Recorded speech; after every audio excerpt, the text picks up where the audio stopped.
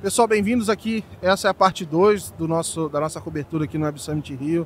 Sou Gabriel Pereira da Let's Open e semanalmente a gente fala com as vozes aí que estão construindo a indústria financeira, especialmente dentro do mundo Open. E aí, seguindo aqui a nossa conversa, a gente vai conversar agora com o Carlos Eduardo do BV. Vai contar um pouquinho para a gente desse mundo de dados, de utilização, que no final do dia a gente fica se perguntando a todo momento, né? Estou recebendo dado, mas para quê? O que eu faço com eles? Obrigado aí pela sua participação, Cadu. Perfeito, Gabriel. Eu que agradeço, é sempre um prazer falar contigo. A gente sempre te acompanha, você sempre é uma sumidade no assunto, está sempre trazendo aí uma série de informações importantes para a gente. Então é um super prazer falar contigo aqui. Valeu, cara. Eu que agradeço. E eu queria começar pedindo para você contar um pouco hoje do teu papel no BV. Como é que é um pouco dessa sua missão ali dentro? Perfeito. O meu papel lá é tocar o intraempreendedorismo em crédito. Então, o que eu faço? Toco inovação em crédito. Basicamente, o que a gente tem que fazer? Experimentar, errar rápido, errar pequeno e trazer e aprender com isso. Então, o intraempreendedorismo é startup enxuta, que a gente costuma dizer, dentro do banco. Então, legal. Esse é o meu papel lá. Agora, uma coisa que eu sempre tive curiosidade é o seguinte: como é que você pratica startup enxuta com crédito? É um negócio relativamente caro também, né? Como é que é testar e errar dentro do crédito? Ótima pergunta. É caro se você fizer de uma forma muito ampla para todos os lugares. Por isso que a gente sempre faz testes pequenos com públicos selecionados. Então, na nossa esteira, por exemplo, de teste, a gente tem um processo que a gente roda que é uma POC. Quando a gente roda a POC, a gente não toma decisão com crédito ainda, mas a gente testa para ver qual que é o resultado, qual que é o uplift que a gente vai ter com aquele teste que a gente está aplicando. Para depois a gente ir para a próxima etapa que a gente chama de MVP, que é como que a gente começa a tomar a decisão, dado que a gente teve um uplift ali, a gente consegue melhorar a predição de inadimplência com uma determinada solução, a gente começa a tomar decisão para ver se o uplift se prova de verdade. Então, assim, dá para testar sem gastar muito dinheiro, dá para testar sem errar muito e dá para aprender com isso. E a gente tenta fazer isso na maior velocidade possível. Então, esse é o nosso desafio. Legal. Eu estou pensando aqui, até fazendo uma trajetória, que é o seguinte: você tem um desafio, e eu acho que ele aumentou muito, de testar novas fontes de dados para melhorar as decisões de crédito, e nos últimos anos essas fontes estão aumentando exponencialmente, né? E o Open Finance é uma dessas fontes. Assim. Como é que é um pouco do processo de descobrir, né, um discovery de novas fontes, de avaliar se é uma fonte que vale a pena eu testar ou não, o que eu testo? Open Finance eu me pergunto várias coisas, né? Porque um teste pode tanto dar certo quanto... Enfim, acho que todo teste dá certo, né? A resposta pode ser positiva ou negativa para sua hipótese. Perfeito. Mas se ele for bem feito, ele deu certo. Mas como que é, por exemplo, assim, de repente não foi o público que compartilhou foi diferente, a parte dos dados que eu testei foi diferente. Eu queria entender um pouco desse processo contínuo de ficar avaliando novas fontes e trazer para o dia a dia. Ótima pergunta, Gabriel. A gente com inovação, buscando novas teses, a tese de dados ela sempre está aí, está presente. Como que a gente traz dados não tradicionais, ou como que a gente usa melhor os nossos próprios dados. O Open Finance veio para trazer uma complexidade adicional. Como que a gente interpreta os dados de outros bancos e monta as correlações necessárias para as tomadas de decisão de crédito. Então, é isso que a gente faz. Sim, tem uma complexidade aí. Se a gente for abrir aqui os nossos extratos bancários das diversas contas que a gente tem, cada um tem o seu padrão. Cada um tem a sua forma de mostrar esse dado. E quando a gente está compartilhando o dado com outras instituições financeiras, a gente tem uma complexidade de saber interpretar o que esse dado está dizendo. E você trouxe um ponto muito importante, porque a gente pode ter dados que às vezes não nos ajudam a predizer, por exemplo, inadimplência. Eu vou dar crédito ou não para esse cliente. E por isso que a gente está ali em constante evolução, buscando analisar esses dados, entender as correlações que eles têm, como que a gente trabalha os dados da melhor forma. Às vezes esses dados eles podem funcionar melhor para uma instituição, não tanto para outra, e como que a gente vai trazendo novas camadas de dados. A gente estava até conversando agora há pouco de que você não tem uma bala de prata.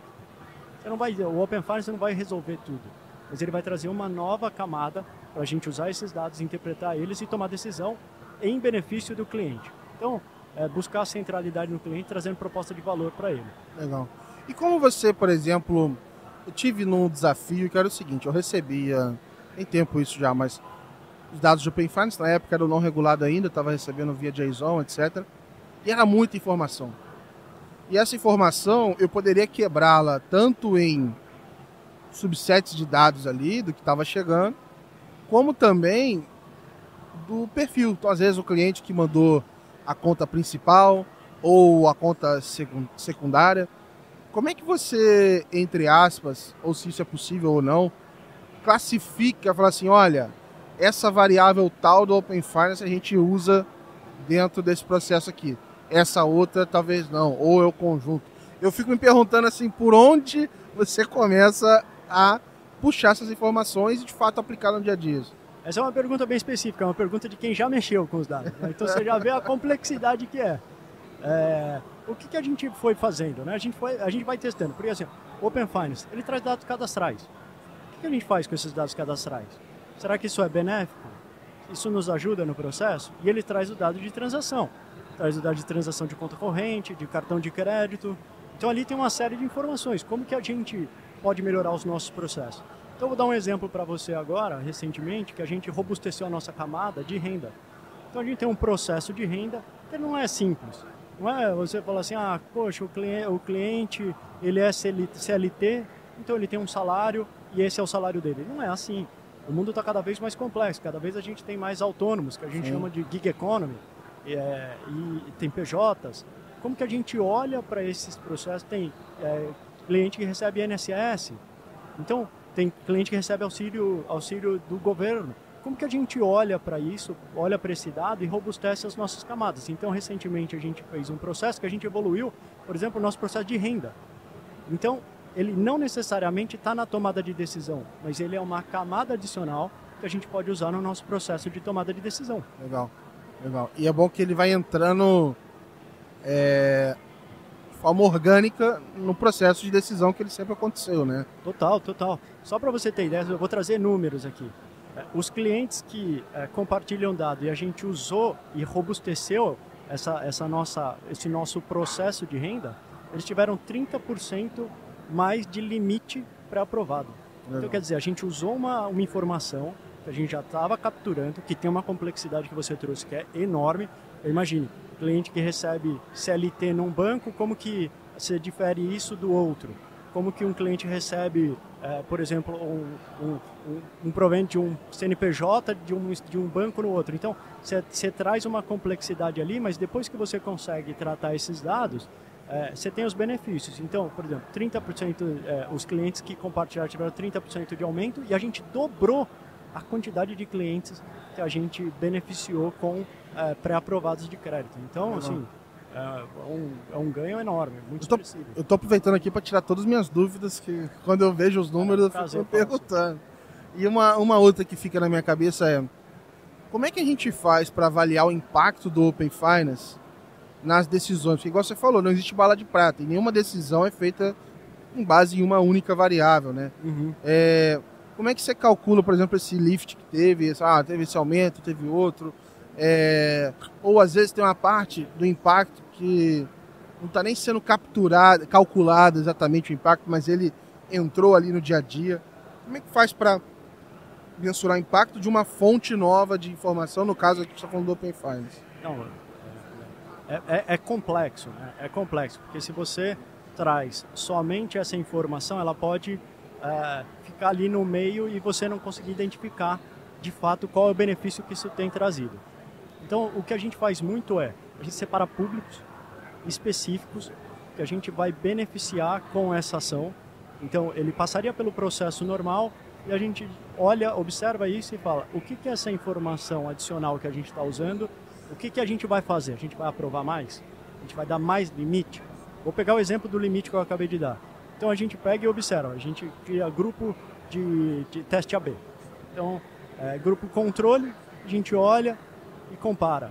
O público mais seleto que a gente deu aumento está performando melhor do que o público que a gente mantinha o limite que a gente tinha antes.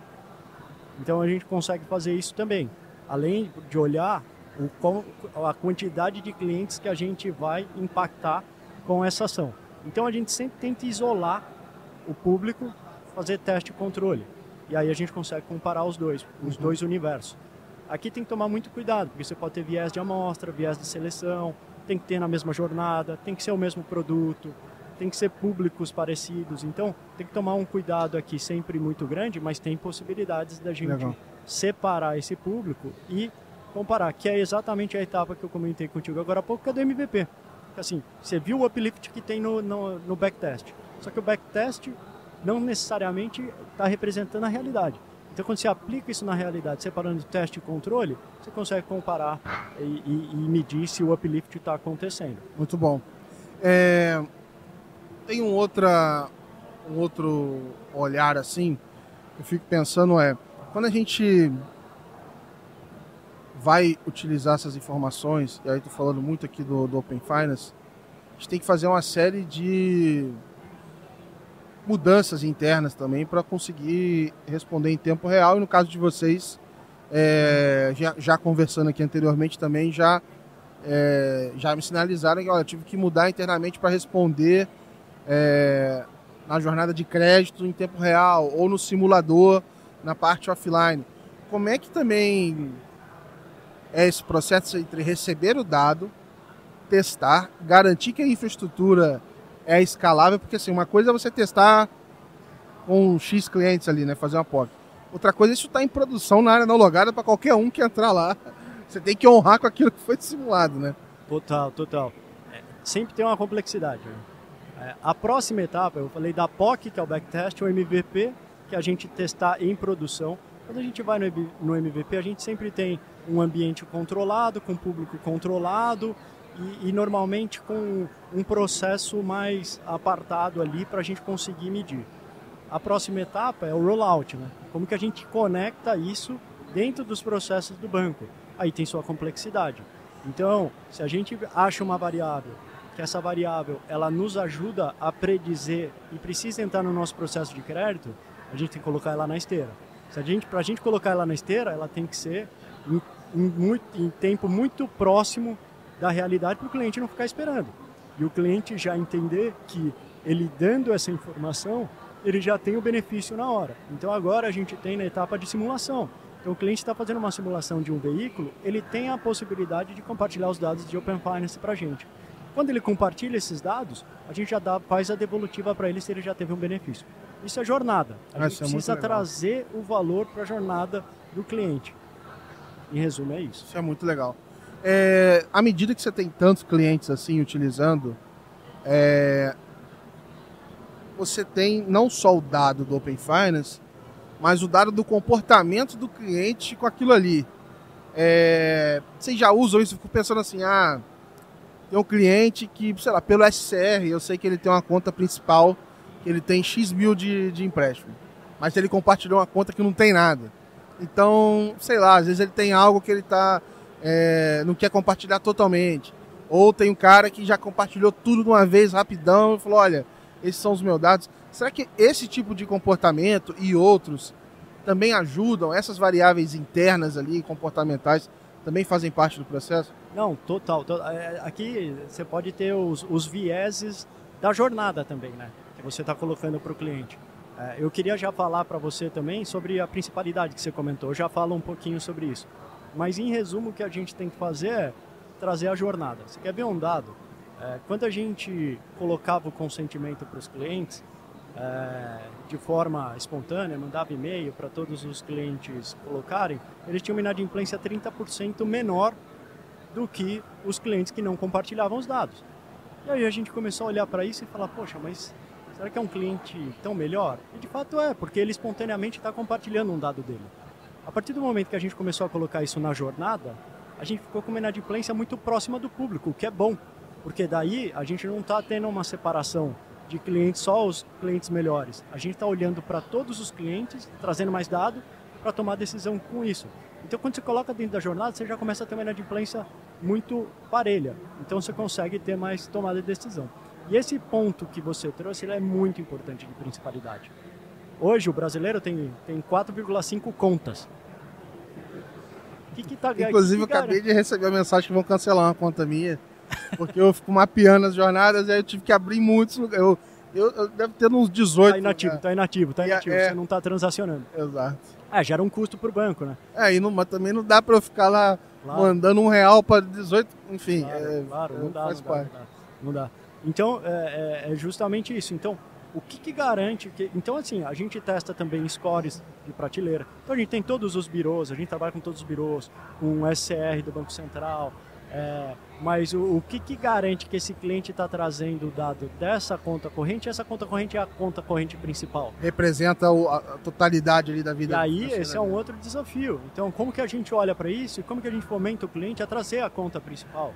Ou trazer mais informação? Então, assim, é um caminho de evolução constante. Uhum. Não dá para dizer que assim, eu já usamos o Open Finance. Nós estamos usando e tem muita coisa para fazer. E na prática, uma leitura que eu faço é a seguinte. Eu acho que foi no seu próprio podcast que eu vim ouvindo. Você comentou na pesquisa que o pessoal... os bancos usavam os dados internos, tinha um percentual lá, uma pesquisa mundial... que era tipo assim, esse dado é incrível. Que as instituições usavam, acho que era 5% ou meio? Meio por cento dos dados, assim, é uma pesquisa mundial, global, de que as instituições as instituições financeiras usam 0,5% dos dados que elas possuem. 0,5%. Então, quer dizer, com o Open Finance vindo, isso é uma complexidade adicional. E o Open Finance nada mais é do que os mesmos dados de outras instituições. Só que ele está vindo de outra instituição. Então, assim...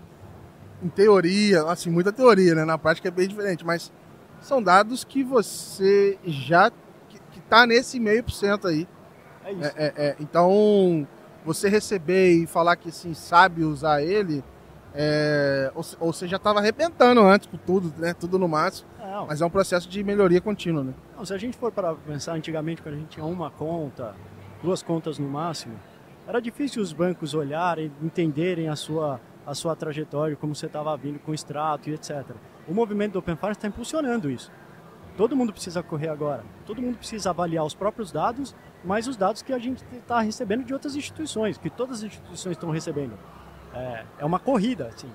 E para mim, assim, a percepção e a evolução do Open Finance é quando os clientes entenderem a proposta de valor. E de fato falar assim, eu tenho uma proposta de valor clara. Está na minha jornada, está no meu contexto. E os dados dizem muito isso. Então, se a gente pegar o nosso extrato, ele conta uma história sobre a gente. Sim. Né? Então, o que a gente vai fazer com essa história? Qual que é a próxima ação? Qual que é a próxima oferta? Como que a gente contextualiza isso? Então, usar os dados em benefício do cliente e trazer o maior valor para ele. Acho que esse é o desafio. E pensando em futuro, a gente está indo para uma economia... na verdade, assim, desde o começo da internet, a gente está procurando padrões para se comunicar, né? E compartilhar informações, etc. E esse movimento open, ele não vem do nada, né? A gente já tem trabalhado, o mundo está usando mais APIs, etc. Mas o que vai acontecer é que mais informações estarão disponíveis para serem analisadas. Então essa habilidade de descobrir, testar, incorporar e etc. acho que vai ser algo predominante ali para quem quer se destacar. Como é que você vê o futuro de uso de dados em tomada de decisão, mas assim, de buscar novas fontes, né? Até pouco tempo atrás, era novidade que o tamanho da tela do celular, em alguns lugares, às vezes ajudava a discriminar crédito, uma coisa assim. E agora a gente está falando que a gente tem acesso a todos os dados financeiros, daqui a pouco os dados de saúde, da parte de utilities e entrando, enfim... mundos diferentes entrando assim à disposição para a gente analisar também. Não, perfeito. Assim, o nosso trabalho com inovação em crédito é isso. Como que a gente busca evolução constante? Então, a todo momento a gente tem que buscar uma fonte nova de dados e testar. E aqui é quebrar todas as amarras. Eu até falei no podcast, a gente tem que aprender a desaprender aqui. Então, pegar todos os fundamentos e testar com hipóteses diferentes. A gente tem algum dado novo que está vindo? Como que a gente olha para isso? Você falou do celular. Essa é uma outra tese que é muito importante. Você concorda que o seu celular diz muito sobre você? O meu celular é diferente do seu. E diz muito sobre mim, o meu celular. E o que isso está trazendo de dados? Como que a gente usa isso numa tomada de decisão? Então, esse é um outro caminho também a ser seguido. Então, assim, cada vez mais a gente tem mais dados, só que se você não souber tratar esses dados, não quer dizer nada, né? A minha dúvida, acho que o diferencial vai estar em quem prioriza melhor, testa, né? Porque é impossível abraçar tudo, né? Não dá para abraçar tudo. E assim, um dado que pode fazer sentido para uma instituição pode não fazer sentido para outra. O público pode ser diferente. A jornada, o produto, o mecanismo que o cliente utiliza, o comportamento do cliente. Então, assim, tem que testar. Na prática, assim, tem que testar. E você trouxe um ponto assim de que todo teste não precisa dar certo, mas se der o resultado em si não sendo bom também é positivo. É isso aí, exatamente isso. Se você testar e o resultado não for positivo, isso já é um super ganho, que se aprendeu com isso. Você aprendeu. E às vezes não dá certo numa jornada, não do produto, não significa que ele não vai dar certo em outro. Então você tem que ter a capacidade e a celeridade de testar. E o maior cuidado que tem que tomar são com os vieses, né? Que a gente pode criar viés para nós mesmos no teste. Então a gente tem que, com certeza, trazer ali um rigor estatístico, um rigor de análise de jornada para tirar todos os viés. Total. Boa. Cadu, queria agradecer a sua participação. Hoje o tempo foi corridinho, mas a gente vai arrumar mais tempo para a gente conversar. Obrigado mesmo e bom evento para você, para o time do BV, enfim. Super agradeço, Gabriel. Sempre um prazer falar contigo. O tempo passa rápido, né? A gente nem viu. Exato. É um prazer. Pessoal, obrigado por acompanhar. A gente se vê na próxima semana. Essa foi a nossa cobertura aqui no Web Summit Rio. Valeu!